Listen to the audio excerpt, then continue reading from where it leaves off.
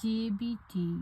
ഞാൻ ഈ big boss കാണുന്ന കാലം തൊട്ട് അത് കാണാറുണ്ട് ആ സമയങ്ങളിൽ. പക്ഷേ പുള്ളിക്കാരനൊരു ഇടത്ത് ചായ്വുള്ള വ്യക്തിയാണെന്ന് ഏകദേശം മനസ്സിലായി. ഈ ലെഫ്റ്റിസ്റ്റ് പ്രസ്ഥാനത്തിൻ്റെ ഒരു പ്രശ്നം എന്ന് പറഞ്ഞാൽ ഫ്രീഡം ഓഫ് തോട്ട്സ് ഉണ്ടോ എന്നുള്ള കാര്യത്തിൽ സംശയമുണ്ട്. ഫ്രീഡം ഓഫ് എക്സ്പ്രഷൻ ഉണ്ട്, പക്ഷേ thoughts are controlled by left.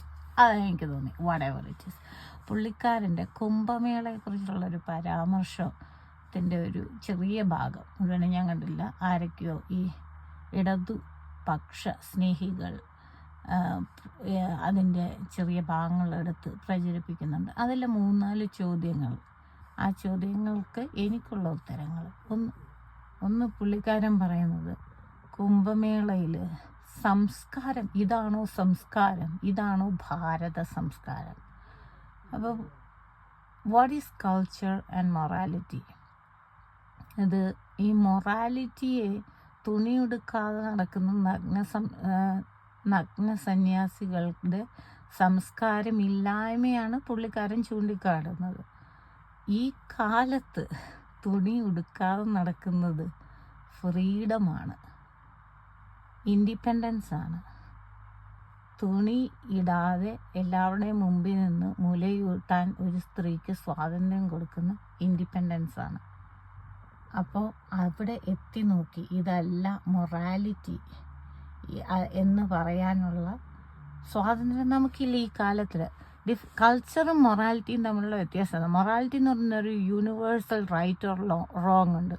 പണ്ട് ആദാമിൻ്റെ കാലത്ത്, ആദാമാണോ അവയാണോ എന്ന് അറിയത്തില്ല, ഒരാൾ ആപ്പിൾ കടിച്ചപ്പം ആണ് മുണ്ടുടുക്കാൻ തോന്നിയത്. അന്ന് തുടങ്ങിയ പ്രശ്നങ്ങളാണ്. അന്ന് തുടങ്ങി മുണ്ടുടുക്കുന്നത് ശരിയാണോ, മുണ്ടുടുക്കാതിരിക്കുന്നത് തെറ്റാണോ, അവിടെ തുടങ്ങി. അപ്പം ഇത് ഈ മോറൽ വാല്യൂസ് ഓരോ കൾച്ചറിലും ഡിഫറെൻ്റ് ആണ്. ഈ തുണി ഉടുക്കാതെ നടക്കുന്ന നഗ്ന സന്യാസികൾ അവർ ഈ ലോകത്തിലുള്ള എല്ലാ മോറൽ വാല്യൂസിനെയും അല്ലെങ്കിൽ നമ്മുടെ ശരിയും തെറ്റും അഭിമാനങ്ങളെ എല്ലാം തള്ളിക്കളഞ്ഞുകൊണ്ട് ഒരുത്തനെയും വകവയ്ക്കാതെ ഫ്രീഡത്തിൻ്റെ അൾട്ടിമേറ്റ്, അതായത് ആ ഹൈറ്റ് ഓഫ് ഫ്രീഡം അനുഭവിച്ച് അവർ ചാവാൻ ഇന്നത്തെ നിമിഷത്തിന് വേണ്ടി ജീവിക്കുന്നവരാണ്. അതാണോ കൾച്ചർ എന്ന് JBTV ചോദിച്ചാൽ അത് അവരുടെ കൾച്ചർ. അതാണ് എല്ലാ കൾച്ചറിനെയും പ്രോത്സാഹിപ്പിക്കുന്ന ഒരു രാജ്യത്ത് താമസിക്കാനാണ് എനിക്കിഷ്ടം. മയക്കുമരുന്ന് കഴിക്കാൻ ആഗ്രഹമുള്ളവന് കഴിക്കാം, പക്ഷെ ഒരാളെ കഴിക്കാൻ നിർബന്ധിക്കരുത്.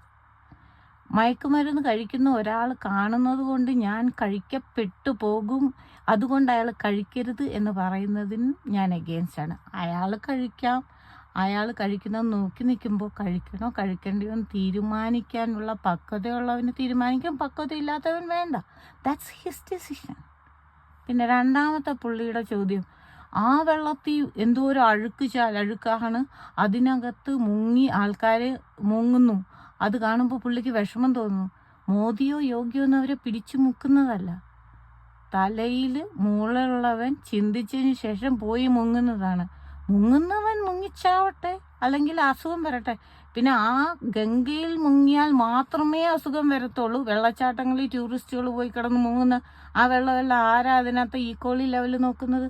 കടലിൽ പോയി മുങ്ങുന്നു. ലോകത്തിലെ മുഴുവൻ വേസ്റ്റും പോയി അടിയുന്ന സ്ഥലമാണ്. അവിടെ മുങ്ങുന്നവന് ഒന്നും സംഭവിക്കുന്നില്ല.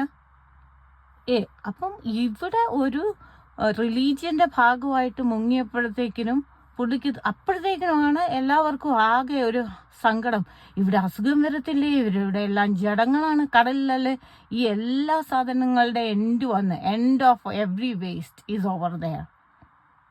അതാണ് എല്ലാ വേസ്റ്റിൻ്റെയും കൂമ്പാരം, ദ ലാസ്റ്റ് കൂമ്പാരം എന്ന് പറയുന്നത് അവിടെയാണ്.